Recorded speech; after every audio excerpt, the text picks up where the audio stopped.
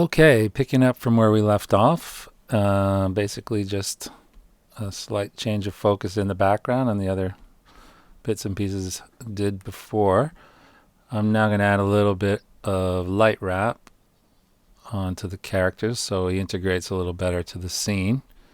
And really the easiest way to do that is, it's a little bit of work. I'm going to just detach the saver because we're not going to save anything just yet. So let's just refresh here. We got the background. We got the animated color correction on the lights over the move. We then added a soft glow and rays, which have the fast noise, making a smoky-like effect. The whole thing's then defocused, and the foreground is merged over the defocused background. And so now what we want to do is introduce a bit of light wrap onto the character. He's already got backlighting from which I did in iClone, but what we want to see here is the fact that he shouldn't be just a pure silhouette like this. In fact, this light and that light especially should be affecting his edges. So let's do that. And the easiest way to do that is as follows. From the defocus point, I'm gonna get a new blur node and just pipe that into there. So what we're looking at is just the comp up to this point. I'm going to increase the blur size until we get some soft effect lights. And then I want to merge that over top of our comp, our final comp. So the easiest way to merge is to take an output and put it on another output, and it assumes you want to merge them. So here's the new merge. Let's have a look. And as expected, it's exactly the same because this is covering the other. But if we switch the apply mode to screen, for instance, now the highlights are coming through stronger. In fact, if I do the blur, you'll see what's going on. So say that's the kind of look that we are after ultimately. And you know what? If you blur it a lot, you can kind of just get away with that, and it sort of looks like what we expect is a bit of haze going on in front of the lens. It definitely looks better than that. But really, we want to bring some of him back on top of this. So since we have him isolated here, he's on an alpha. We want to use his alpha, or matte is the other term obviously that you use for that, to put him back on top of this, but not completely. We don't want the edges to come through. So we'll just create now if you go Control space bar, you get a list, and I'm going to just type matte control. That's what we want. Okay.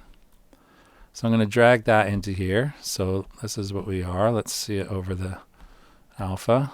Now, if I blur the matte, it looks like it's just going outwards, but it's actually going inside as well. You can see the little checkers coming through his arms there.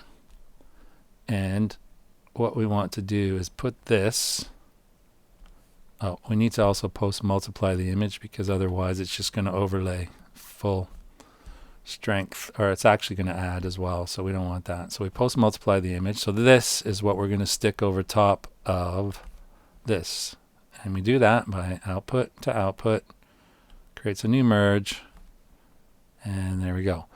Doesn't do what we're expecting yet. What we actually got here is a dark edge coming out from him, and although it could be a useful thing, what we actually want to do is shrink that, leave it soft like that, but shrink it till it goes inside. And as you can see, as soon as I get past the point where there's some blackness, his ear now has got light going over top of it from the lights behind, and this one. So let me exaggerate this a little bit by making actually the blur less, so I can see what's going on here. So essentially that's it, because now the colors that are coming through onto him are from the background. And obviously we can tweak that and push things, like for instance after this blurry background if I decided to make the blur bigger, and then add a, say, brightness contrast control and increase the saturation or the gain. Let's look at the end result. If I increase the gain, you'll see the result. So it's starting to look quite glamorous. And this may be too much haze for your liking. Obviously we have control of all of that. And in fact, I can push this effect, and using the matte control blend, I can bring that light effect in and out. So this is none, no extra light wrap going on. And here we go, we're increasing it, bring it in. I actually like it full strength. And as much as I set the matte blur to 10, you can go a little further. As always, you can usually increase the values beyond the original limits. But I think that's starting to get a little too much here. So let's just dial it back, something like that. And this is actually, here, let me show you this. That's exactly what we're putting on top of this. So it's basically just restoring this onto this. And here you get a good idea of how much blur we're eroding him by. And that's it. That's the easiest way to do a light wrap effect. And it looks quite good. So why don't we, just for fun, add a little more smoke to the scene. I'm going to use, there's some in the particles systems, there's a bunch of things that they provide. Not particularly huge amount of presets out there, but as you can see, it's all built here as a little comp within a comp. So if I drag the output of this render in here, you'll see what we got. It's a steam effect. It's very small at the moment. I don't know why they made it that small, but that's not going to stop us. So I'm going to drag the output of this onto our merge. Creates a new merge. Go back to our scene. There it is, a little puff of smoke. I can just grab this and scale it up and use this to move it around.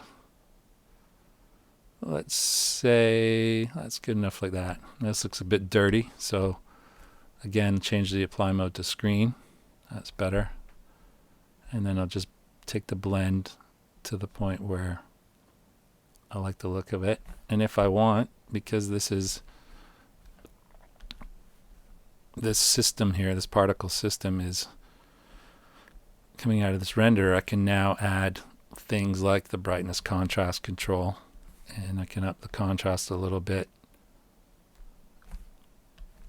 and the gain.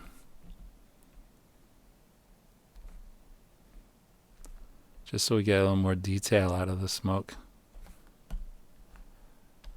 And maybe blend it down a bit. Oops, you know what? I didn't want to do that.